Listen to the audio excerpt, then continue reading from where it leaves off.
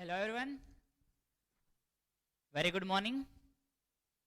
So, last લેક્ચરની અંદર chapter number 9 આપણે કમ્પ્લીટ કરેલું છે. આજથી ચેપ્ટર નંબર 10 ગ્રેવિટીની શરૂઆત કરવાની છે. સી ગુરુત્વાકર્ષણની માહિતી તમે ધોરણ નંબર 8 ની અંદર મેળવી ચૂક્યા છો. ધોરણ નંબર 8 માં જે બળ હતા એમાં ઘણા બધા બળની અંદર એક ગુરુત્વાકર્ષણ બળ હતું. બિન સંપર્ક બળની અંદર એનો સમાવેશ થતો હતો. મિત્રો આપણે એ જોઈએ કે ગુરુત્વાકર્ષણ છે શું. સૌથી પહેલા તો ગુરુત્વાકર્ષણ બળ બે પ્રકારના છે જે આપણે જોઈએ અને એ પછી ચેપ્ટર શરૂ કરીએ. પેનને અહીંથી મૂકવામાં આવે તો એ પેન સીધી નીચે પડે છે. ફરી એકવાર બોલું છું, કોઈ પણ પદાર્થને મૂકવામાં આવે તો પૃથ્વી પોતાના તરફ ખેંચી લે છે. તો આ પૃથ્વી પોતાના તરફ ખેંચે છે એ ગુરુત્વાકર્ષણ બળ છે. ચલો, સૂર્ય પણ પૃથ્વી ઉપર જે બળ લગાડે છે એ ગુરુત્વાકર્ષણ બળ છે. જો બંને ગુરુત્વાકર્ષણ બળ સરખા હોય તો થવું શું જોઈએ? પૃથ્વી સૂર્યમાં ખેંચાઈ જવી જોઈએ. ફરી એકવાર, કોઈ પણ વસ્તુને અહીંથી મૂકવું તો એ નીચે પડે છે.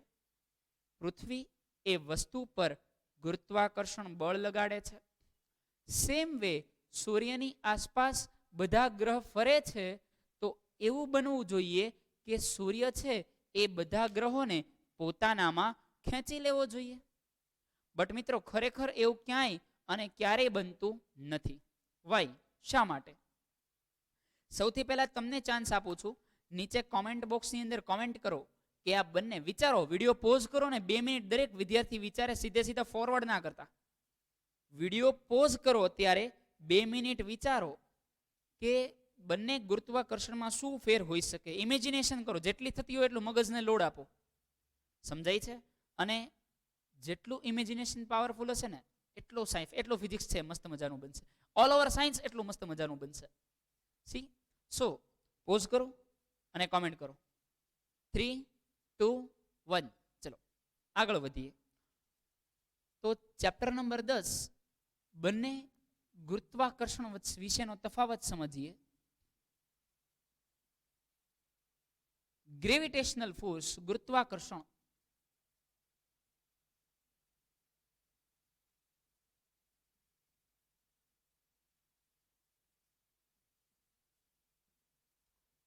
સૌથી પહેલા તો ગુરુત્વાકર્ષણ ક્યાં આગળ ક્યાં લાગે છે? તો કે ચંદ્ર એ પૃથ્વીની આસપાસ ભ્રમણ કરે છે. ઓલું સસ્પેન્સ છે, થોડી વાર રહીને ખોલીએ. ચંદ્ર એ પૃથ્વીની આસપાસ ભ્રમણ કરે છે. પૃથ્વી એ સૂર્યની આસપાસ ભ્રમણ કરે છે.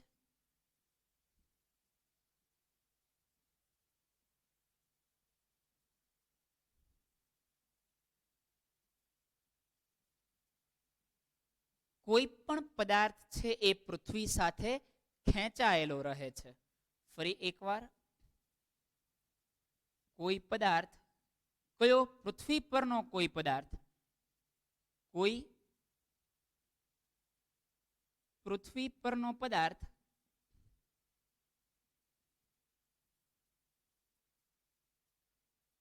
એને પૃથ્વી છે એ પોતાના તરફ શું કરે છે? ખેંચે છે.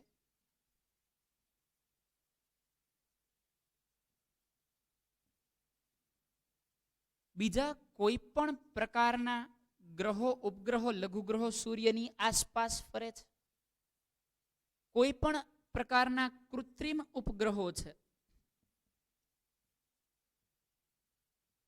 ગ્રેવિટી લાગતી હોય તો એ પૃથ્વી ઉપર નીચે પડવો જોઈએ. તો કોઈ પણ પ્રકારના ઉપગ્રહો છે એ ઉપગ્રહોનું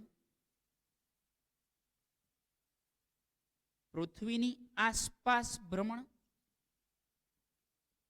તો મિત્રો આ દરેક પ્રકારના જે ભ્રમણ છે ગુરુત્વાકર્ષણ છે. સી બે પ્રકારના ગુરુત્વાકર્ષણ કઈ રીતે લાગે છે એનું હવે સસ્પેન્સ ખોલીએ. અહીંયા આગળથી જે પેન નીચે પડે છે એ લિનિયર ગ્રેવિટેશન છે, એ રેખીય ગુરુત્વાકર્ષણ છે. તમે ઉપરથી ધુબાકો મારો એટલે સ્વિમિંગ પુલમાં આપણે જમીન પર નથી મારવાનો. પેલું ડાઈવબોર્ડ હોય, ડાઈવબોર્ડ ઉપરથી જમ્પ કરવામાં આવે તો સ્વિમિંગ પુલમાં પડો છે. એવું નથી થતું કે હવામાં રહી ગયો, હવામાં કેમ રહી ગયો, નીચે દોરી પકડીને ખેંચવું પડે. ક્લિયર છે? તો ઉપરથી જ્યારે ધુબાકો મારો ત્યારે નીચે પડો છો, એ લિનિયર ગ્રેવિટેશન છે, રેખીય ગુરુત્વાકર્ષણ છે. અને પૃથ્વી એ સૂર્યની આસપાસ ફરે છે, એ ગ્રેવિટેશન સેન્ટ્રીપિટલ કેન્દ્રગામી ગુરુત્વાકર્ષણ છે. એક લિનિયર ગ્રેવિટેશનલ ફોર્સ છે, એક સેન્ટ્રીપિટલ ગ્રેવિટેશનલ ફોર્સ છે. ફરી એકવાર બોલું છું, પેન કે કોઈ પણ પદાર્થ પૃથ્વી પર પડે છે, પૃથ્વી એને પોતાના તરફ આકર્ષે છે. એ શું છે? રેખીય ગુરુત્વાકર્ષણ બળ. ચંદ્ર એ પૃથ્વીની આસપાસ ફરે છે, પૃથ્વી એ સૂર્યની આસપાસ ફરે છે. એ શું છે? કેન્દ્રગામી ગુરુત્વાકર્ષણ બળ, સેન્ટ્રીપિટલ ગ્રેવિટેશનલ ફોર્સ. જેમ તમે મોતનો કૂવો જોયો હોય ને, અથવા પહેલા તો પથ્થરથી શરૂઆત કરીએ, લંગરિયું ફેરવેલું હશે. નાના હોઈએ ત્યારે કોકનો પતંગ ચડતો હોય ત્યાં આગળ અમુક તીખળ વૃત્તિ કરવાની ટેવ હોય, તો જે આપણે ફેરવીએ છીએ એમાં ઈ સમયે ગુરુત્વાકર્ષણ બળ તો લાગે જ છે. ઈ સમયે પણ શું લાગે છે? બહુ ડેપ્થમાં જેટલું બોલું એ દરેક વસ્તુનું ઇમેજિનેશન કરજો.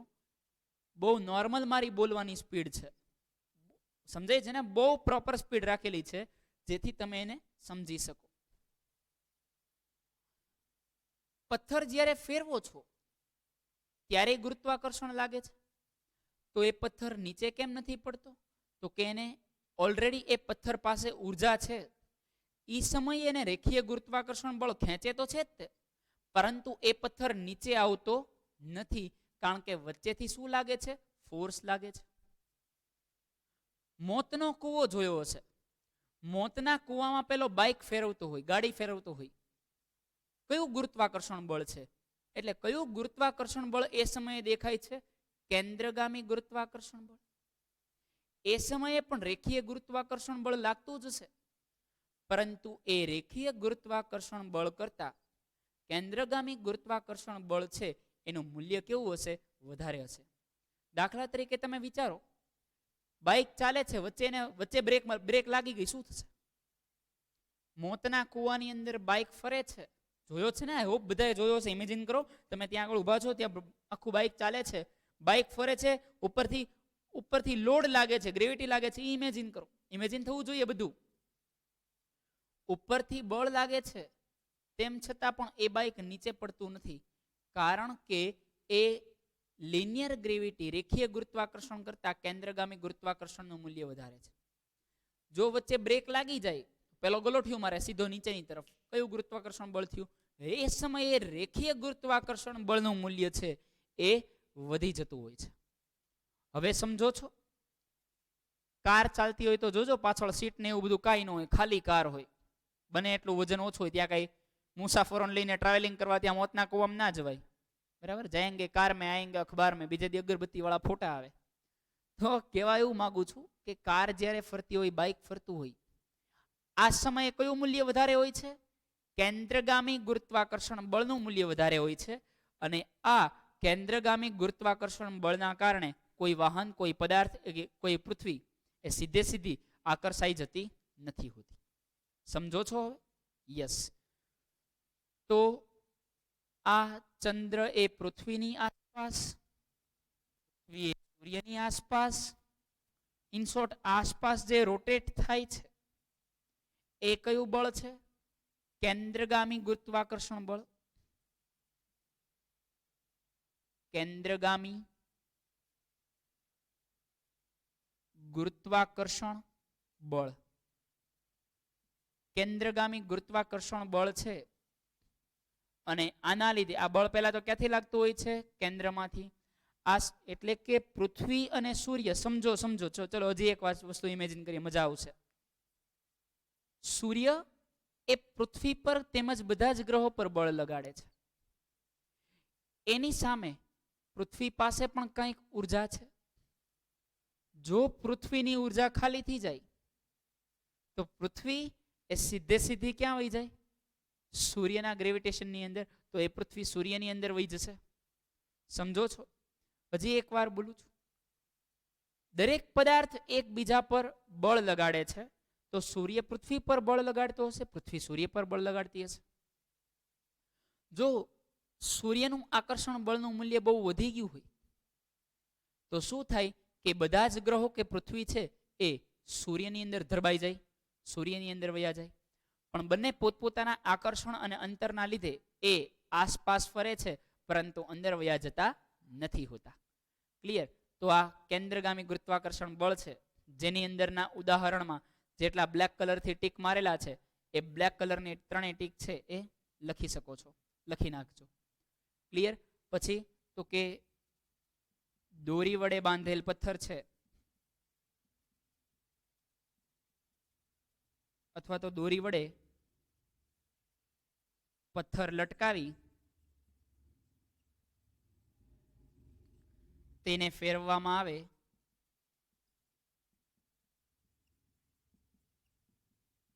તો તેને ફેરવવામાં આવે કયું બળ છે?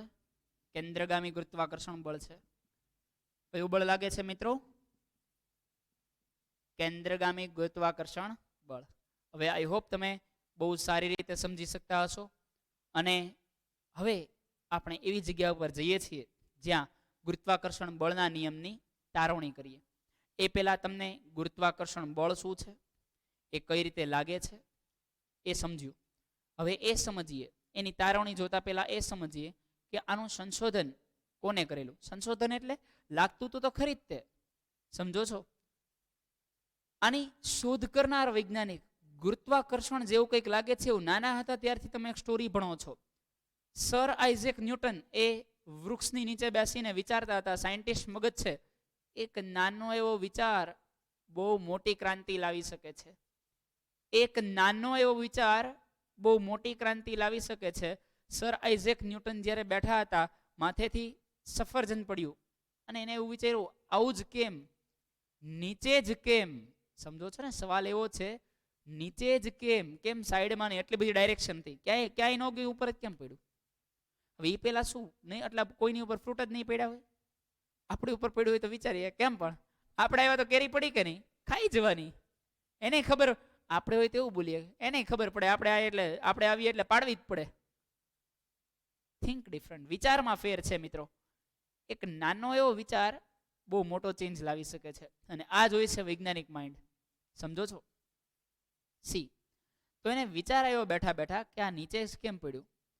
પછી દરેક વસ્તુનો વિચાર કરતા કરતા એક એવા ડિસિઝન ઉપર પહોંચ્યા કે બહુ મોટી પૃથ્વી છે અને કોઈ પણ પદાર્થ છે એને ખેંચે છે. હવે ખેંચે છે શા માટે? ઘણા બધા વિચાર કરતા કરતા ફોર્મ્યુલા બની અને છેલ્લે આપણે એને સર આઇઝેક ન્યૂટનનો એટલે કે ન્યૂટનનો ગુરુત્વાકર્ષણનો સાર્વત્રિક નિયમ તરીકે ઓળખીએ છીએ. ન્યૂટન એ સમયનો બહુ ફેમસ સાયન્ટિસ્ટ. ન્યૂટન એ સમયના બહુ ફેમસ સાયન્ટિસ્ટ હતા. એને ઘણી બધી શોધ કરેલી એ સમયની અંદર. ચલો આટલું નોટ ડાઉન કરો એટલે તરત આપણે આની પછીની તારવણી ઉપર જઈએ. બહુ મસ્ત મજાની તારવણી છે, બહુ મજા આવે એવી છે. અડધી મિનિટ જેવું આપું છું, વધારે કઈ છે નહીં. આ જ્યાં 3 ડેશ કર્યા હતા, તમે પાછા ડેશ ન કરતા, ત્યાં તમે લાઈન લખજો. અહીંયા આ 1, 2 અને 3 આ બધા કયા બળ છે? કેન્દ્રગામી ગુરુત્વાકર્ષણ બળના ઉદાહરણ છે. સમજો છો મિત્રો? ચલો લખી લ્યો એટલે આગળ વધીએ આપણે. આઈ હોપ ક્લિયર હશે. ઇરેઝ કરી લઉં? શ્યોર?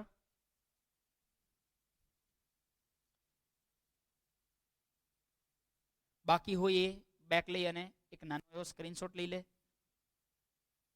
સ્ક્રીનશોટ માંથી શક્ય હોય તો ન વાંચતા, કારણ કે મોબાઈલમાં ઘણા બધા ફોટા હોય એટલે બધું મિક્સ થાય છે, અને આટલી બધી અનહદ આળસઈ ના કરવી.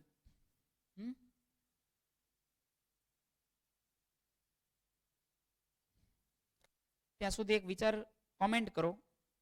ગેલેલિયોના નિયમ મુજબ લાસ્ટ ચેપ્ટરમાં આપણે એવું ભણ્યા, ગેલેલિયોએ આપણને એવું કીધું હતું, અસંતુલિત બાહ્ય બળની ગેરહાજરીમાં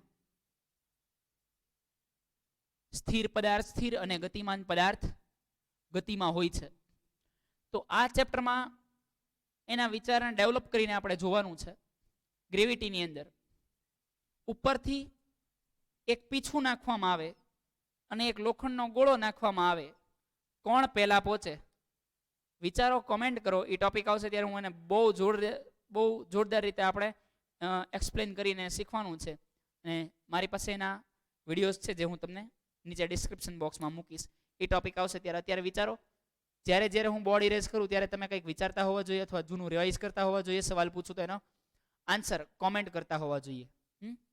ચલો, તો હવે સમજીએ ગુરુત્વાકર્ષણનો સાર્વત્રિક નિયમ. અત્યાર સુધી જેટલી તારવણી જોઈ એની પછીની તારવણી શું નામ છે? ગુરુત્વાકર્ષણનો સાર્વત્રિક નિયમ. કોને આપ્યો તો? Sir Isaac ન્યૂટને.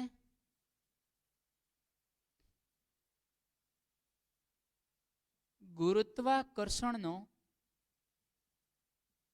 સાર્વત્રિક નિયમ, યુનિવર્સલ લો ઓફ ગ્રેવિટેશન,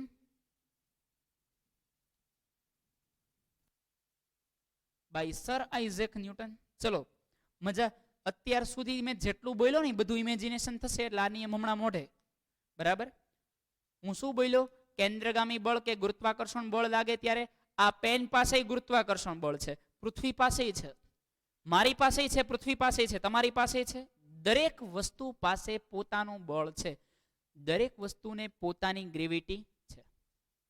તો સર આપણે ધુબાકો મારીએ તો આપણે કેમ ખેંચાઈએ છીએ? પૃથ્વી આપણી તરફ કેમ નથી ખેંચાતી? બહેનો કહી દેવું, આપણે ધુબાકો માર્યો, પૃથ્વી નીચેથી ઉપર આવી. બેટા તું ઉપર તો નહીં, હું ઉપર આવું છું. સી, જેનું જ્યારે બે પદાર્થ વચ્ચે દરેક પાસે શું હોય? આકર્ષણ બળ હોય, દરેક પાસે ગ્રેવિટેશનલ ફોર્સ હોય. પરંતુ જેનું મૂલ્ય વધારે હોય, જેનું મૂલ્ય ઓછું હોય એ પદાર્થ વધારે મૂલ્યવાળા પદાર્થ તરફ ખેંચાય છે. ફરીવાર, જેનું મૂલ્ય ઓછું હોય એ ઓછું બળ ધરાવતું ઓછું મૂલ્ય ધરાવતો પદાર્થ વધારે મૂલ્ય ધરાવતા પદાર્થ પાસે ખેંચાય છે. એટલે સાર્વત્રિક નિયમને આ રીતે લખી શકાય: વિશ્વનો પ્રત્યેક પદાર્થ બીજા પદાર્થને પોતાના તરફ આકર્ષે છે.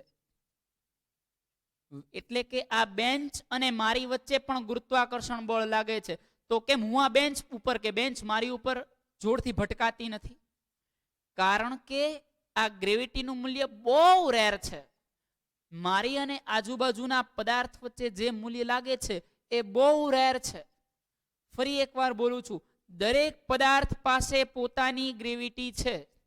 દરેક પદાર્થ બીજા પદાર્થ પર ગુરુત્વાકર્ષણ એટલે કે આકર્ષણ લગાડે છે, પરંતુ એ મૂલ્ય ખૂબ જ સૂક્ષ્મ હોવાના કારણે એ જોઈ શકાતું નથી હોતું.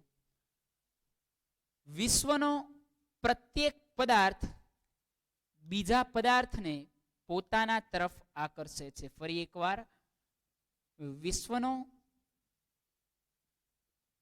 પ્રત્યેક પદાર્થ બીજા પદાર્થને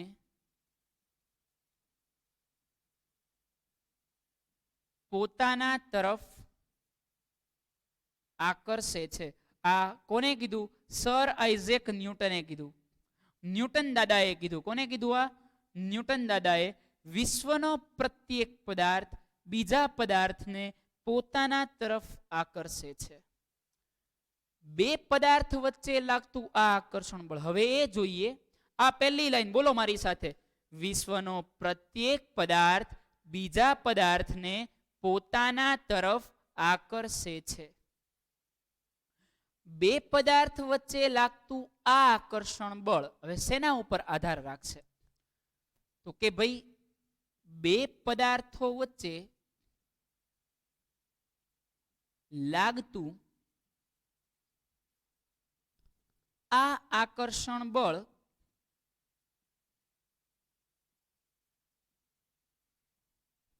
તેના દળના ગુણાકારના સમપ્રમાણમાં, તેના દળના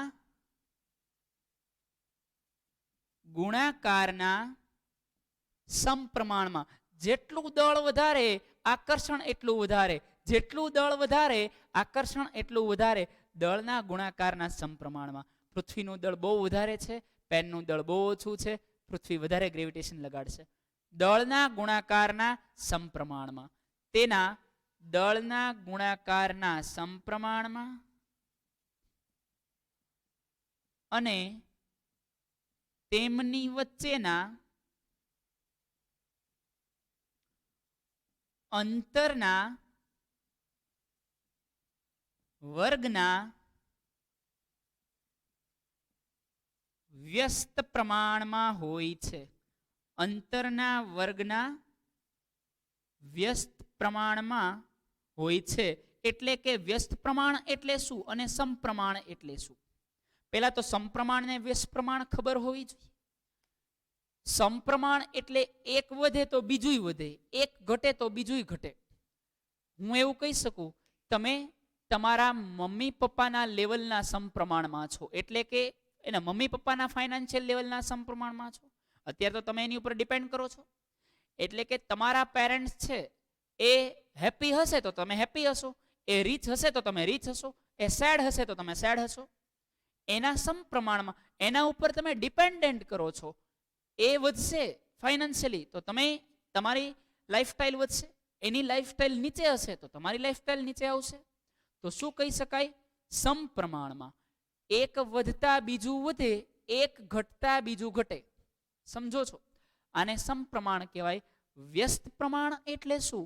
તો કે એક વધતા બીજું ઘટે, બીજું વધતા પહેલું ઘટે. દાખલા તરીકે પબજી એ રિઝલ્ટના વ્યસ્ત પ્રમાણમાં છે. પબજી એ રિઝલ્ટના વ્યસ્ત પ્રમાણમાં છે. પબજી વધારે રમો તો રિઝલ્ટ ઘટી જાય, પબજી બંધ કરો અને મહેનત કરો તો રિઝલ્ટ વધી જાય. સમજો છો? Just for your kind example. C, વિશ્વનો પ્રત્યેક પદાર્થ બીજા પદાર્થને પોતાના તરફ આકર્ષે છે. હવે ગ્રેવિટેશન કેટલું લાગે છે? તો કે બે પદાર્થ વચ્ચે લાગતું આ આકર્ષણ બળ તેમના દળના ગુણાકારના સમપ્રમાણમાં. દળ વધારે, ગ્રેવિટી વધારે. દળના ગુણાકારના સમપ્રમાણમાં અને તેમની વચ્ચેના અંતરના વર્ગના વ્યસ્ત પ્રમાણમાં. અંતર વધારે, આકર્ષણ ઓછું. ઓબ્વિયસ છે ને? મેગ્નેટને ચુંબક લઈને ટ્રાય કરો. અરે મેગ્નેટને લોખંડ લઈને ટ્રાય કરો. મેગ્નેટને ચુંબક એક જ થાય. મેગ્નેટને લોખંડ લઈને ટ્રાય કરો. લોખંડ દૂર મૂકો, પહેલા નજીક મૂકો એટલે તરત એટ્રેક્ટ થશે. દૂર લેતા જાઓ, એટ્રેક્ટ નહીં થાય. અંતર વધારે, આકર્ષણ ઓછું. ફરી વાર બોલો મારી સાથે. અંતર વધારે તો આકર્ષણ ઓછું. તો અંતર એ આકર્ષણના વ્યસ્ત પ્રમાણમાં છે. અંતર ઓછું તો આકર્ષણ વધારે, અંતર વધારે તો આકર્ષણ ઓછું. પહેલું ચેપ્ટર યાદ કરો, ઘન પ્રવાહી વાયુના ગુણધર્મો. આઈ હોપ યાદ આવતું હશે. ચલો ફરી એકવાર. વિશ્વનો પ્રત્યેક પદાર્થ બીજા ગોખવાનો નથી, સમજાવું છું. મેક્સિમમ ડેપ્થ લઈને સમજાવું છું યાર. વિશ્વનો પ્રત્યેક પદાર્થ બીજા પદાર્થને પોતાના તરફ આકર્ષે છે. બે પદાર્થો વચ્ચે લાગતું આ આકર્ષણ બળ તેમના દળના ગુણાકારના સમપ્રમાણમાં અને તેમની વચ્ચેના અંતરના વર્ગના વ્યસ્ત પ્રમાણમાં હોય છે. આ બળની દિશા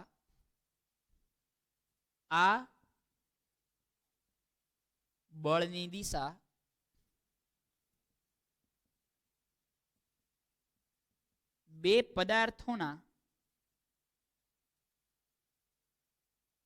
પદાર્થોના કેન્દ્રની દિશામાં હોય છે. કઈ દિશામાં હોય છે? તેના કેન્દ્રની દિશામાં હોય છે. ક્લિયર? ચલો એક આકૃતિ દ્વારા સમજીએ તો આ એક પદાર્થ છે, આ બીજો પદાર્થ છે. માની શકીએ બંનેના કેન્દ્ર C1 અને C2 છે.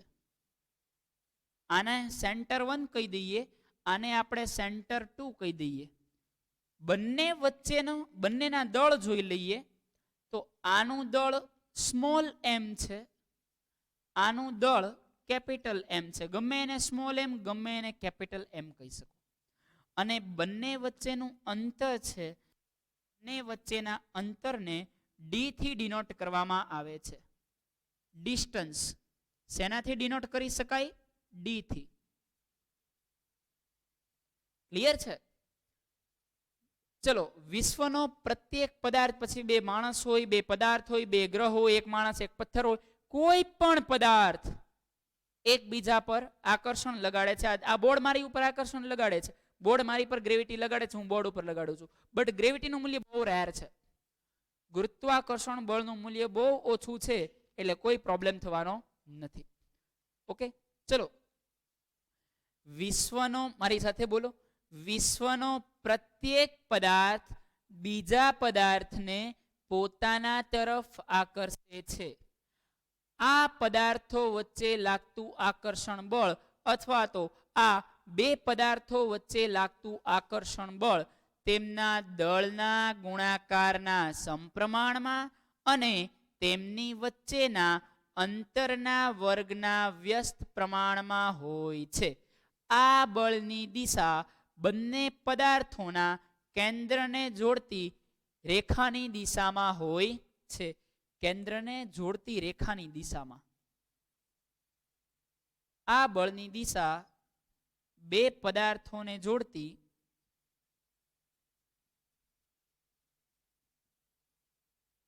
કેન્દ્રની રેખાની દિશામાં હોય છે. ચલો, લાસ્ટ ટાઈમ એકવાર બોલી લઈએ. વિશ્વનો પ્રત્યેક પદાર્થ બીજા પદાર્થને પોતાના તરફ આકર્ષે છે. બે પદાર્થો વચ્ચે લાગતું આ આકર્ષણ બળ તેમના દળના ગુણાકારના સમપ્રમાણમાં અને તેમની વચ્ચેના અંતરના વર્ગના વ્યસ્ત પ્રમાણમાં હોય છે. આ બળની દિશા બે પદાર્થોને જોડતી કેન્દ્રની રેખાની દિશામાં હોય છે. કઈ? કેન્દ્રની રેખાની દિશામાં હોય છે. આ આવડશે તો જ તારવણી આવડશે, બાકી તારવણીમાં ભગા થાય. એટલે નિયમને પ્રોપર સમજજો. નિયમ આવડી ગયો એટલે 3 માર્કની તારવણી ક્લિયર તમારી. સમજાય છે? હવે મેથેમેટિકલ સ્ટેપ પર જઈએ. ચલો,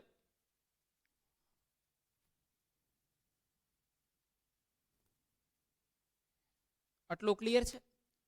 હવે ધારો કે આપણે જે શરૂઆત વાર્તાથી કરીએ ને, એ ધારો કે બે પદાર્થ ના દળ અનુક્રમે એમ અને એમ છે, એક સ્મોલ ને એક કેપિટલ.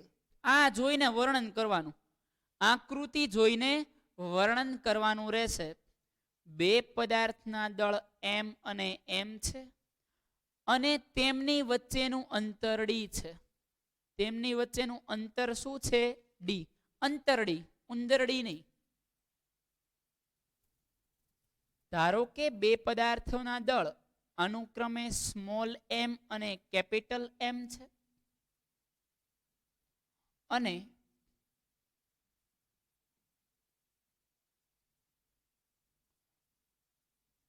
તેમની વચ્ચેનું અંતર ડી છે. હવે તેમના પર લાગતું ગુરુત્વાકર્ષણ બળ. હવે સૂત્ર મેળવીએ, એનું ગાણિતિક સ્વરૂપ મેળવીએ. તો અહીંયા લખશું. તમને સૂત્ર શું પૂછશે? સવાલ શું પૂછશે? ગુરુત્વાકર્ષણનો નિયમ લખી, ગુરુત્વાકર્ષણનો સાર્વત્રિક નિયમ લખી તેનું ગાણિતિક સ્વરૂપ તારવો. બરાબર? તો આ રીતનો ક્વેશ્ચન આવશે તો આપણે તારવી દેવાનું. ચલો, તારવી લઈએ. તેમની વચ્ચેનું અંતર શું છે? ડી છે. તો સૌથી પહેલા લખીએ, પ્રત્યેક પદાર્થ બીજા પદાર્થને પોતાના તરફ આકર્ષે છે. બે પદાર્થો વચ્ચે લાગતું આકર્ષણ બળ તેમના દળના ગુણાકારના સમપ્રમાણમાં. તો લખશું આ જ લાઈન, બે પદાર્થો વચ્ચે લાગતું આ આકર્ષણ બળ તેમના દળના ગુણાકારના સમ. બે સ્ટેપમાં લખવાનું છે.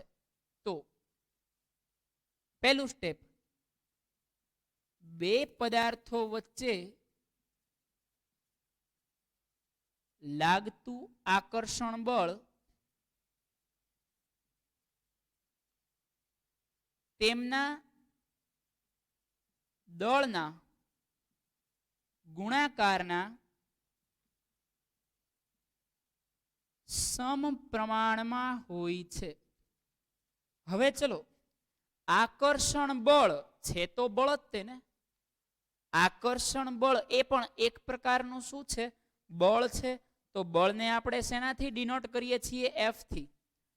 એફ ચલે છે, સમપ્રમાણ હોય તો અંશમાં આવે ને વ્યસ્ત પ્રમાણ હોય તો છેદમાં આવે. યાદ રાખજો, ફરી વાર યાદ રાખજો, બોક્સ નોટ મારી લો, ન યાદ રહેતું હોય તો. સમપ્રમાણ હોય તો અંશમાં આવે, વ્યસ્ત પ્રમાણ હોય તો છેદમાં આવશે. તો એફ ચલે છે, કેટલા પદાર્થો છે? તેમના દળના ગુણાકારના સમપ્રમાણમાં. દળ કયા કયા છે? તો કે સ્મોલ એમ અને કેપિટલ એમ. તો એફ ચલે છે, તેના દળના ગુણાકારના સમપ્રમાણમાં હોય છે. તેના દળના ગુણાકારના સમપ્રમાણમાં છે. પહેલો ટોપિક ક્લિયર? ચલો, એની પછીની લાઈન, અને તેમની વચ્ચેના અંતરના વર્ગના વ્યસ્ત પ્રમાણમાં હોય છે. તેમની વચ્ચેના અંતરના વર્ગના કેવા પ્રમાણમાં છે? વ્યસ્ત પ્રમાણમાં.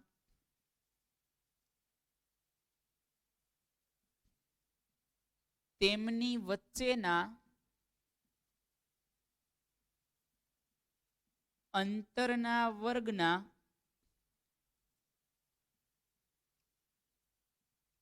વ્યસ્ત પ્રમાણમાં હોય છે. ચલો, વ્યસ્ત પ્રમાણ સમજીએ. સમપ્રમાણ એટલે અંશમાં અને વ્યસ્ત પ્રમાણ એટલે છેદમાં આવશે. બરાબર. સમીકરણ નંબર 1 ઉપર બોક્સ બનાવી લઈએ.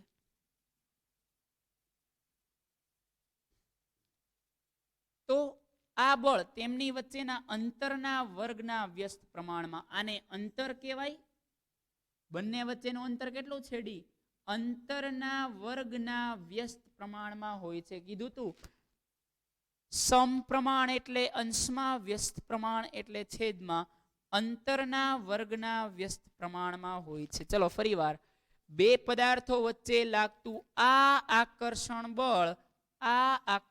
બળ તેમના દળના ગુણાકારના સમપ્રમાણમાં અને તેમની વચ્ચેના અંતરના, ફરીવાર રીરાઇટ કરું છું, તેમની વચ્ચેના અંતરના વર્ગના વ્યસ્ત પ્રમાણમાં હોય છે. કોણ? તો કે આ આકર્ષણ બળ. યાર બહુ પ્રોપર સમજાવું છું. આઈ હોપ હવે સમજાતું હશે. દળના ગુણાકારના સમપ્રમાણમાં અને તેમની વચ્ચેના અંતરના વર્ગના વ્યસ્ત પ્રમાણમાં હોય છે. આને કહી દઈએ સમીકરણ નંબર 2. ક્લિયર?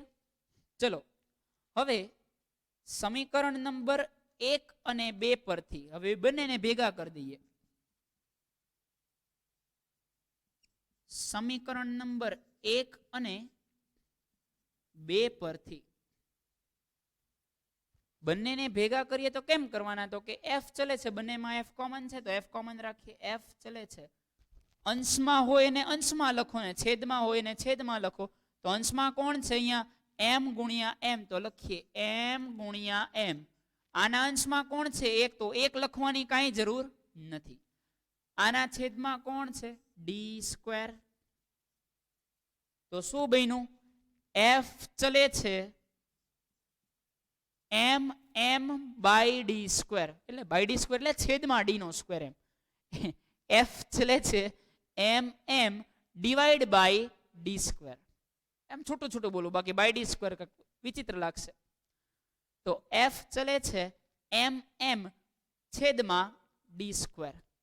હવે ચલનને દૂર કરીએ તો ન્યૂટનમાં ભણ્યા એમ ચલનને દૂર કરવામાં આવે તો બરાબરની નિશાની અને અચળાંક આવે. ન્યૂટનની ગતિનો બીજો નિયમ યાદ કરો. એ સમયે ન્યૂટને અચળાંક લીધો હતો કે, યાદ હોવું જોઈએ.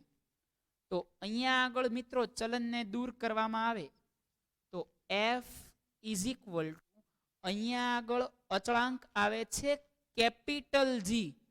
કયો આવે છે? કેપિટલ જી. એફ ચલે છે જી એમ એમ બાય ડી સ્ક્વેર.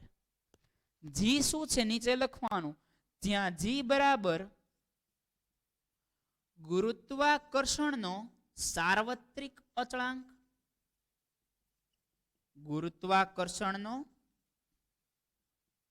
સાર્વત્રિક અચળાંક છે, બરાબર. એની શોધ કરનાર વૈજ્ઞાનિકનું નામ હતું હેનરી કેવેન્ડિશ. જીની શોધ કોને કરી? Henry Cavendish. Henry Cavendish. અને જીનું મૂલ્ય, આઈ હોપ મિત્રો દેખાતું હશે છેલ્લે સુધી, ઓલમોસ્ટ કઈ વાંધો નથી, યસ દેખાય છે. હેનરી કેવેન્ડિશે શોધ કરેલી અને જીનું મૂલ્ય જોવા જઈએ તો અહીંયા ક્યાંક લખું, જી ઇઝ ઇક્વલ ટુ, તમે ત્યાં નીચે જ લખજો, મારી પાસે જગ્યા નથી એટલે. જીનું મૂલ્ય એને પ્રાયોગિક રીતે મેળવેલું. કોને મેળવેલું? હેનરી કેવેન્ડિશે 6.67 ગુણ્યા 10⁻11, 6.67 ગુણ્યા 10⁻11 ન્યૂટન ઇન્ટુ મીટર સ્ક્વેર પર કિલોગ્રામ સ્ક્વેર. અને પર ના લખવું હોય તો કિલોગ્રામની -2 લખી શકો. બરાબર છે? બરાબર છે. તો આ રીતે ન્યૂટનની ગતિનો ન્યૂટનનો ગુરુત્વાકર્ષણનો સાર્વત્રિક નિયમ અહીંયા આગળ કમ્પ્લીટ થાય છે. ચલો નોટ ડાઉન કરી લ્યો. મસ્ત મજાનો નાનો એવો નિયમ છે, બહુ ઈઝી છે, કઈ ખાસ એવો હાર્ડ છે નહીં. ક્લિયર મિત્રો? હવે તમને એવું પૂછે કે જીનું મૂલ્ય મેળવો. ગુરુત્વાકર્ષણનો નિયમ, જો બે રીતે સવાલ આવે એટલે પહેલું હેડિંગ એવું મારો, ગુરુત્વાકર્ષણનો સાર્વત્રિક નિયમ લખો અને તારવો, અથવા અને તેનું ગાણિતિક સ્વરૂપ તારવો. તો અહીંયા પૂરો કરી દેવાનો. તો અહીંયા શું કરી દેવાનું? આ નિયમને પૂરો કરી દેવાનો. કદાચ એવું પૂછે ગુરુત્વાકર્ષણનો નિયમ લખો અને કેપિટલ જી નું મૂલ્ય મેળવો. ભૂલ ન કરતો, સ્મોલ જી ને કેપિટલ જી માં ફેર છે, આની પછીના લેક્ચરમાં ખ્યાલ પડશે. અને એવું કીધું હોય કે કેપિટલ જી નું મૂલ્ય મેળવો, તો શું કરવાનું? તો કે અહીંયા સુધી તો લખવાનું જ તે. એ પછી કે 2 મિનિટનો આની પછી ટાઈમ આપું ત્યારે નોટ ડાઉન કરી લેજો. એ પછી કેપિટલ જી ને ફરી એકવાર કહું છું, નિયમ લખો અને તારવો કે તો અહીંયા પૂરો. નિયમ લખો અને કેપિટલ જી નું મૂલ્ય તારવવાનું કે તો કાંઈ નહીં, અહીંયા સુધી તો લખવાનું જ તે. પણ એ પછી કેપિટલ જી ને સૂત્રનો કરતા બનાવવાનો. કોને કરતા બનાવવાનો? કેપિટલ જી ને. આને સૂત્રનો કરતા બનાવો એટલે શું થાય? ડી ભાગાકારમાં છે, સામે આવે તો ગુણાકારમાં આવે. એમ અને એમ ગુણાકારમાં છે, એ સામે જાય તો ભાગાકારમાં જાય. ચોકડી ગુણાકાર થાય. શું થાય? ચોકડી ગુણાકાર. સમીકરણમાં તમે ભણી ગયા હશો. તો ડી સ્ક્વેર અંશમાં આવે તો શું બનાવે? એફ ગુણ્યા ડી સ્ક્વેર. ડી સ્ક્વેર ભાગાકારમાંથી ગુણાકારમાં આવે તો શું બને? એફ ગુણ્યા ડી સ્ક્વેર. એમ અને એમ ગુણાકારમાં છે, સામે જાય તો ભાગાકારમાં. એફ ગુણ્યા ડી સ્ક્વેર એના છેદમાં M into M is equal to G. છેલ્લે ઉલટાવી નાખો તો શું લખી શકાય? G is equal to F D square છેદમાં એમ ગુણ્યા એમ. આ તમારું કામ પૂરું. આ જીનું મૂલ્ય મળી ગયું. અને જીનું ફાઇનલી મૂલ્ય હેનરી કેવેન્ડિશે કેટલું મળ્યું? ફરી વાર 6.67 ગુણ્યા 10⁻11 ન્યૂટન મીટર સ્ક્વેર પર કિલોગ્રામ સ્ક્વેર. વાર્તા પૂરી. તો પછી આ 2 સ્ટેપ છે તમારે મિત્રો વધારે લખવા પડશે. ચલો સમગ્ર બોર્ડ નોટ ડાઉન કરી લ્યો. આજના હોમવર્કમાં જેટલી તારવણી છે આપણે કેટલી વાર લખી છે? 3 વાર. આ તારવણી કેટલી વાર? 3 વાર. ઓ સાહેબ એટલું બધું ગોખવાની નથી. 11-12 સાયન્સમાં આવશે. સમજો છો? આ બેઝ તરીકે વર્તશે, ત્યારે ડખા થશે. તો અત્યારે એકવાર વાંચો, જોયા વગર 3 વાર લખવાની ટ્રાય કરો. અધરવાઇઝ એકવાર જોઈને લખો, 2 વાર મોઢે લખવાની ટ્રાય કરો. આઈ હોપ તમે ઉતારા નહીં જ મારો, મને વિશ્વાસ છે. ચલો મિત્રો લખી લ્યો.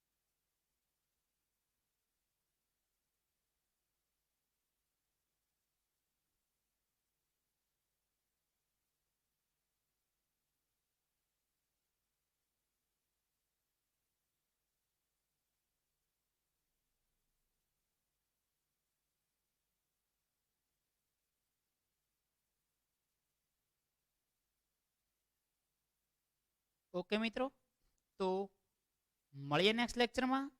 ત્યાં સુધી સારું એવું વર્ક કરો, સારું એવું રીડ કરો. Good luck to all. Goodbye dear friends.